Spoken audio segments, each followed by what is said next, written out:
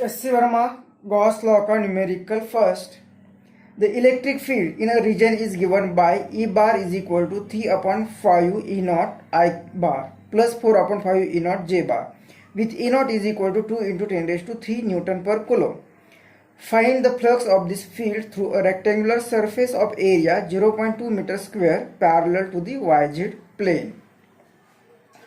तो हमें एक इलेक्ट्रिक फील्ड दी हुई है E bar is equal to 3/5 E naught I cap plus 4/5 E naught J bar. अब ये इलेक्ट्रिक फील्ड एक वेक्टर से दिखाई हुई है. ये electric field along x axis I cap से दिखाया है, मतलब अलोंग एक्स एक्सिस भी होगी, अलोंग वाई एक्सिस भी होगी, J कैप से दिखाया है. तो और ये इलेक्ट्रिक फील्ड ये जो E नॉट है कांस्टेंट होगा, उसकी वैल्यू दी है 2 × 10⁻³ न्यूटन पर कोलोम्ब. अब इस इलेक्ट्रिक फील्ड में जो कि YZ प्लेन में XY प्लेन में होगी, इस कोऑर्डिनेट सिस्टम में एक सरफेस लगाया है जिसका एरिया होगा 0.2 मीटर स्क्वायर. और ये एरिया किस तरह से लगाया है, प्लेन किस तरह से लगाया है कि इस एरिया की इस प्लेन जो होगा इस YZ एक्सिस को पैरेलल होगा, मतलब ये YZ एक्सिस है तो इसे पैरेलल ए रेक्टेंगुलर एरिया होगा जिसका एरिया का मैग्नीट्यूड भी दिया हुआ है. और हमें कहा है कि फ्लक्स फाइंड करो. अब ये फ्लक्स क्या होता है, जैसे कि इलेक्ट्रिक फील्ड जो हम लाइन से दिखाते हैं, इलेक्ट्रिक फील्ड इस लाइन से दिखाया अगर this is the electric field, तो ये इलेक्ट्रिक फील्ड कोई एक एरिया दे दिया हमें इतना, इस एरिया से कितनी पास हो रही है, ये इलेक्ट्रिक फील्ड कितनी इस एरिया से पास हो रही है, उस अमाउंट को बोलते हैं हम फ्लक्स. मतलब अगर इसका एक यूनिट एरिया ले लिया और उस यूनिट एरिया से अगर ई अमाउंट ऑफ इलेक्ट्रिक फील्ड पास हो रही है, ई अमाउंट ऑफ इलेक्ट्रिक फील्ड अगर पास हो रही है, तो टोटल अगर एरिया ए होगा तो टोटल एरिया से कितनी इलेक्ट्रिक फील्ड पास होगी, तो E इंटू ए इतनी इलेक्ट्रिक पास होगी. तो इसी क्वांटिटी को कहते हैं फ्लक्स. अब ये इलेक्ट्रिक फील्ड इस एरिया से पास होनी है, लेकिन अगर ये इलेक्ट्रिक फील्ड या ये एरिया अगर कुछ एंगल में होगा, इस इलेक्ट्रिक फील्ड के साथ कुछ एंगल बना रहा है, तो इस टोटल एरिया से जो इलेक्ट्रिक फील्ड पास हो रही है, अब इसका एरिया इस डायरेक्शन में, इलेक्ट्रिक फील्ड इस डायरेक्शन में जा रही है, तो हमें ये जो एरिया होगा, ये एरिया इसे एन कैप से दिखाते, ये एरिया इस इलेक्ट्रिक फील्ड में लेना पड़ेगा.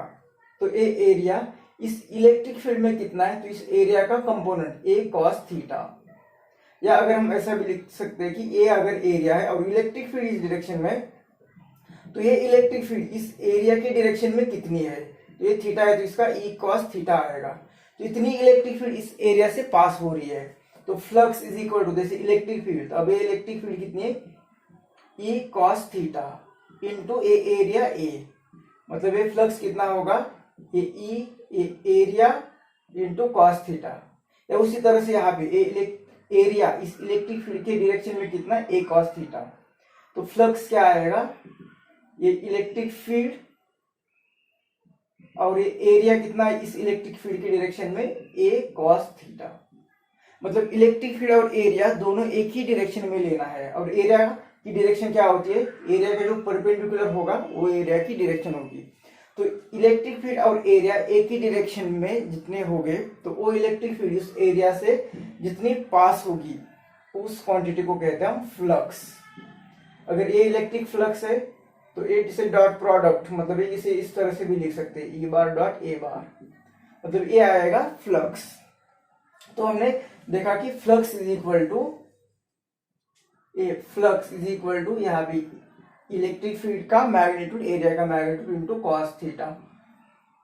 मतलब एक कॉस थीटा क्या होगा, angle between electric field and area.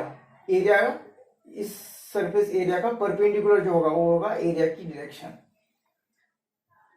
अब ये फ्लक्स इज इक्वल टू से डॉट प्रोडक्ट, मतलब ई बार डॉट ए बार, ये डॉट प्रोडक्ट होगा, ये स्केलर ही रहेगा, ये होगा. अब हमें जो ये होगा फ्लक्स. अब हमें इस क्वेश्चन में ये वैल्यू पुट करके, इस क्वेश्चन में ये इलेक्ट्रिक फील्ड हमें दी हुई है 3/5 e naught I cap plus 4/5 e naught j cap, इतनी इलेक्ट्रिक फील्ड होगी. और एरिया, तो एरिया जो दिया हुआ है वो एरिया हमें अलोंग एक्स एक्सिस, क्योंकि वाई जेड को पैरेलल होगा, मतलब इस तरह से होगा. और उस एरिया की डायरेक्शन क्या होगी, इस एरिया का परपेंडिकुलर जिस डायरेक्शन में होगा वो इस एरिया की डायरेक्शन होगी. और इस एरिया का परपेंडिकुलर इस डायरेक्शन में, मतलब अलोंग एक्स एक्सिस के डायरेक्शन में, मतलब इस एरिया की डायरेक्शन होगी अलोंग एक्स एक्सिस।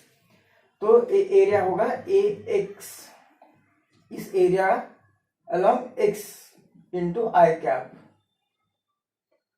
तो ये आई कैप 1 आएगा, और ये जे कैप और आई कैप ये इनमें बीच में cos 90 होता है, तो इन दोनों का प्रोडक्ट 0 आएगा। मतलब ये फ्लक्स इज इक्वल टू इसका और इसका मल्टीप्लीकेशन, तो ये 3/5 ई नॉट, और ये एरिया अलोंग एक्स एक्सिस, तो एक्स एक्सिस है, तो इतना ही प्रोडक्ट आएगा।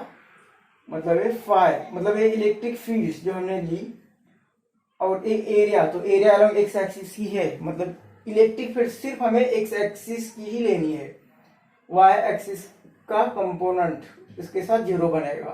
तो हमने क्या किया कि electric field along x axis और एरिया अलोंग एक्स एक्सिस, तो इनका प्रोडक्ट कर रहे हैं। तो 3/5 ई नॉट की वैल्यू ये कांस्टेंट दिया हुआ है 2 × 10⁻³ और वो एरिया की वैल्यू दी है 0.2 मीटर स्क्वायर। तो ये flux is equal to 2 × 2 4 3 12 upon 5 × 10⁻⁻1 और ये +3, मतलब ये 2, मतलब ये 12 ये 100, 10⁻² मतलब 100, मतलब ये 12 × 100 डिवाइड बाय 5, और 5 से डिवाइड करेगा तो 20, मतलब ये फ्लक्स आ रहा है